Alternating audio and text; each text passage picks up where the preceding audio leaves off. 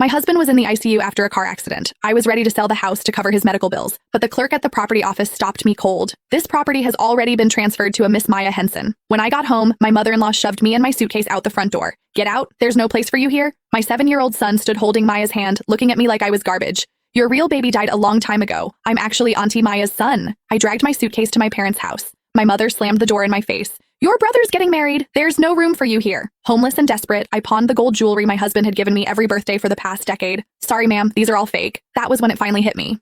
10 years of marriage and my husband had never once been sincere. I wandered the streets in a daze until a vagrant dragged me into a back alley. To save myself from something worse, I slammed my head against the wall and died. When I opened my eyes again, I was back in the first year of my marriage. Layla Simmons, I found this cute little 2-bedroom over in Riverside. Could I maybe borrow some money from you? It was after dinner. I was sitting on the couch flipping through channels with the remote. Maya Henson, with an encouraging glance from my mother-in-law, settled onto the cushion beside me and tested the waters. My head snapped toward her. I locked my gaze on that perfectly made-up face. This was exactly how it had started in my last life. Joel Henson and I had barely been married a month before Maya came asking for money. Back then, her excuse had been a $60,000 car she wanted for her commute. I can probably scrape together $45,000 at most. That was what I told her in my previous life. She never paid back a cent. Not in 10 years. Something in my stare must have been too sharp because Maya flinched. She twisted her fingers together and inched back on the couch. I know it's a lot to ask, but when you married my brother, it pretty much wiped out the family's savings. I just graduated and I want a place closer to work. I don't know anyone else I could turn to, so you're kind of my only option. My mother-in-law swooped in with a warm smile to back her up. It's our fault, really. Your father and I just didn't have enough.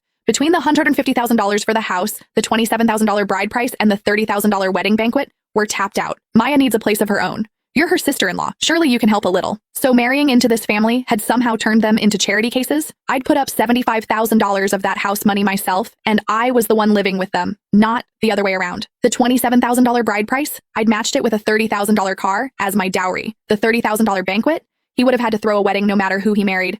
And yet somehow, every last dollar of it had been pinned on me. Layla! Maya tugged at my sleeve, giving it a little shake, trying to act cute. I turned off the TV. My voice was flat. Sure, I can lend you money, but this is my premarital asset. You'll need to sign a formal IOU with a repayment date and interest rate. I'll also need a guarantor and collateral. The color drained from Maya's face. She looked to my mother-in-law like a drowning woman reaching for a life raft. Laurel Henson shot to her feet, bristling. What do you mean? Your premarital asset? You married into this family. That makes us one family. Why are you talking like we're strangers? Making your own sister-in-law sign an IOU? If word got out, we'd be the laughingstock of every relative we have. I picked up an apple from the coffee table and began peeling it, slow and deliberate. I've been married for all of 5 minutes, and I'm already dipping into my personal savings for my sister-in-law.